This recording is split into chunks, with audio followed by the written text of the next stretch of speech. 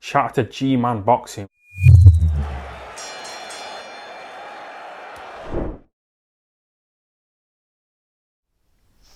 Alright, people. This whole Oleksandr Usyk Tyson Fury debacle.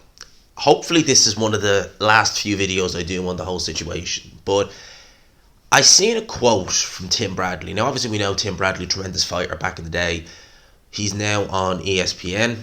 He's a pundit on there. He's a commentator as well. And obviously, ESPN, they are where Tyson Fury fights on whenever he's fighting, shown in the UK, in the US, I should say. And obviously, they have a deal with Top Rank, who co-promote Tyson Fury. So you would expect if anyone are going to be a bit biased towards Tyson Fury, it will be them. But no. I'm going to quote Tim Bradley here. This is what he said on ESPN. With regards to the Fury-Usyk situation, Tim Bradley says, and I quote, "Fury is the one to blame. I'm sick of this mess. I call this a legitimate duck by Fury. He's ducking Usyk. He didn't think Usyk was going to take 70-30. The goalpost moved again. They keep getting moved." That's a quote from Tim Bradley, who is a commentator for ESPN.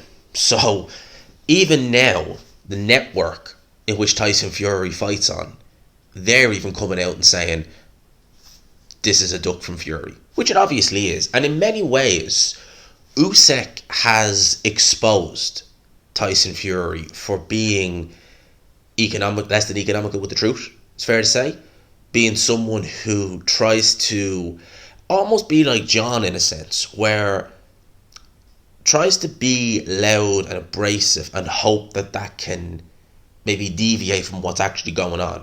You know, you'll often hear stories about John Fury as well, and you'll see it as well, how John Fury is so loud and so in your face that he's hoping to try and intimidate you without going down the road of actually, fists out.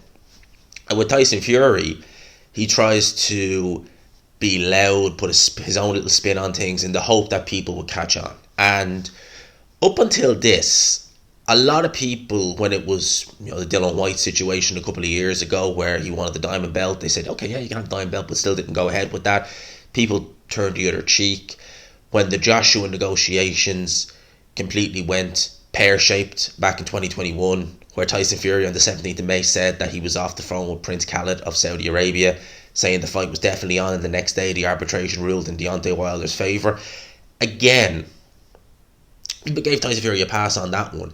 I suspect with that one it was more down to the fact that, okay, maybe he's not aware of what the legal team are going through, which you can understand, although saying that Bob Arum is a lawyer, so you would imagine that he would have advised Tyson Fury not to say anything. But hey, this situation with Oleksandr Usyk, I mean, there really is no coming back from this one in terms of, no one, unless you are an absolute Tyson Fury sycophant, is coming out and saying that this is Oleksandr Usyk's fault. They're all coming out and saying it's Tyson Fury's fault. Even fans who've been fans with him for years.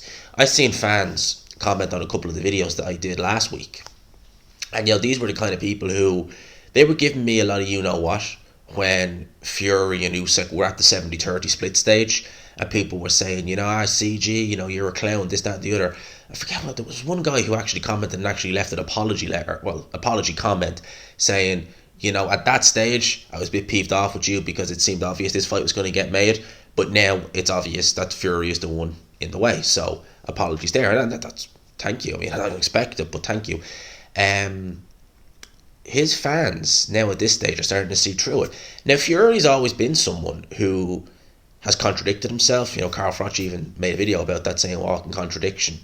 This is a guy who came out years ago and said he was getting ready to make an MMA, go down the road of MMA, and Conor McGregor had agreed to train him.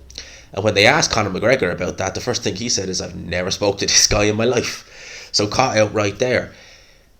That's silly. They're little silly things, you'd say, and they're not going to really impact you necessarily that much. But when it's as blatant a duck as this, it's going to impact you. You see, fans have already turned on him. And at the end of the day, this whole narrative Fury spins that, I'll fight any man, any place, any time. Well, that's complete BS. And Oleksandr Usyk has exposed that.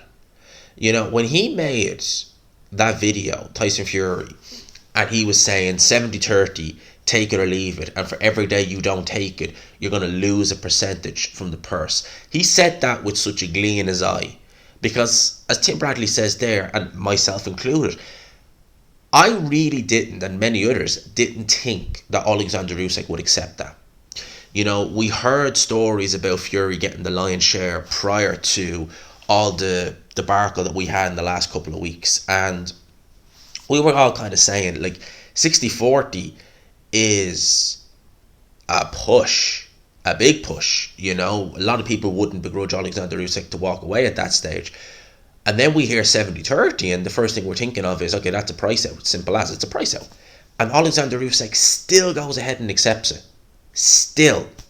And says you have to you have to donate £1 million to my home country.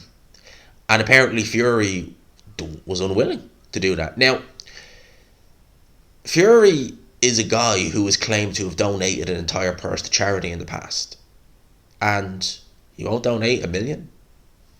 You know, I'm not saying, you know, he necessarily should or whatever, but if you're someone who claims to be the people's champion and you claim to have donated your entire purse in the past to charity, shouldn't £1 million be no skin off your nose? And he obviously didn't expect Usyk to take the 70-30 offer or to accept it. And no sooner did Usyk accept it, the goalposts start getting moved again. You know, like a true politician, they start moving the goalpost. This is the promise. You know, you can be like Bojo. Yes, this is the promise. 70-30. Yes, take it or leave it. Okay, I'll take it. Oh, crap. Move goalposts. Something else. Oh, now, rematch. I want it. You know, proper like that.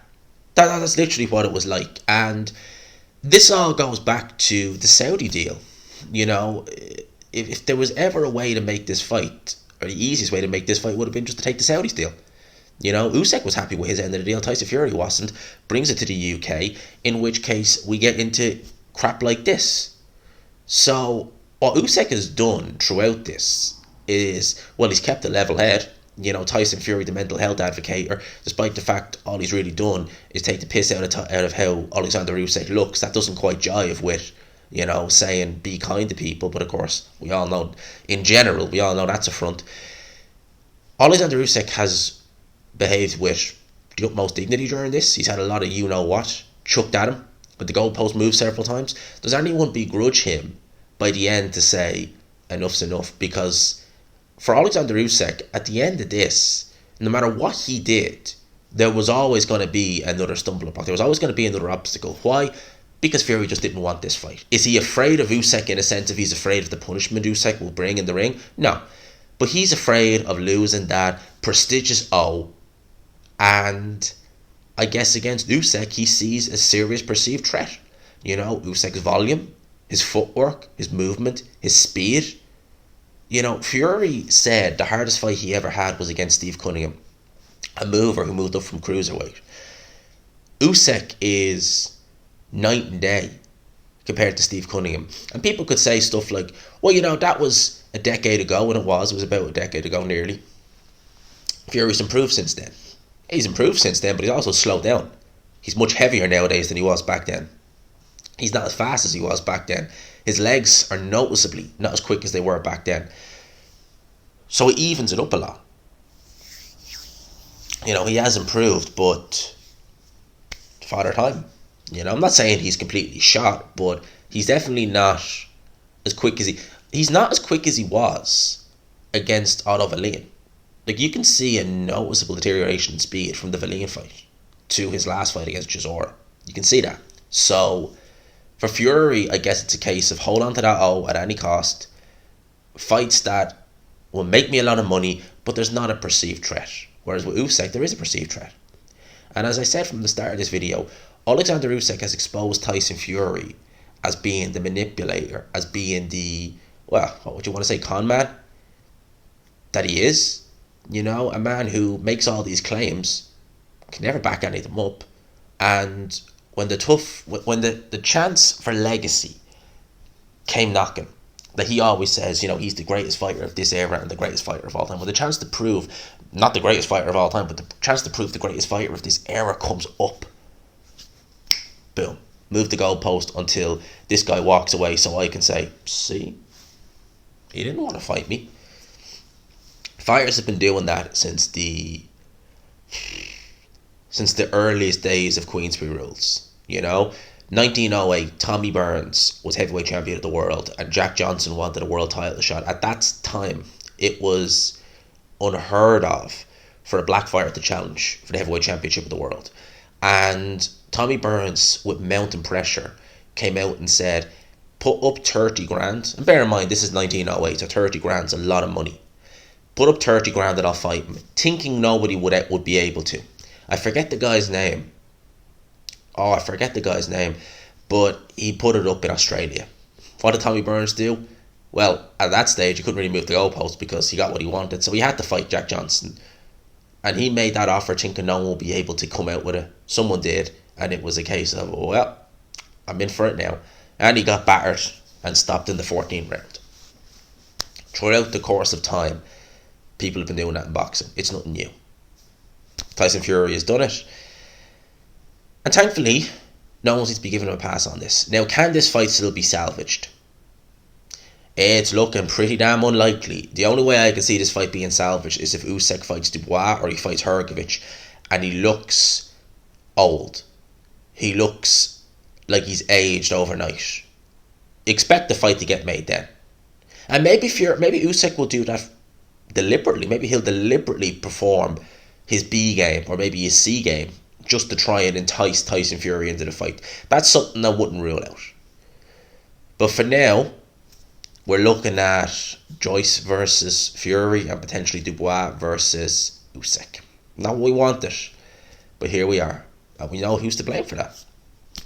I'll leave it there, people. I'll leave it there. Let me know your thoughts in the comment section below. Smash the like button if you could. Hit subscribe, of course, if you haven't already. As always, thank you to the Hit Company for sponsoring today's video. For now, lads and lassies, I'll leave you with that. Peace.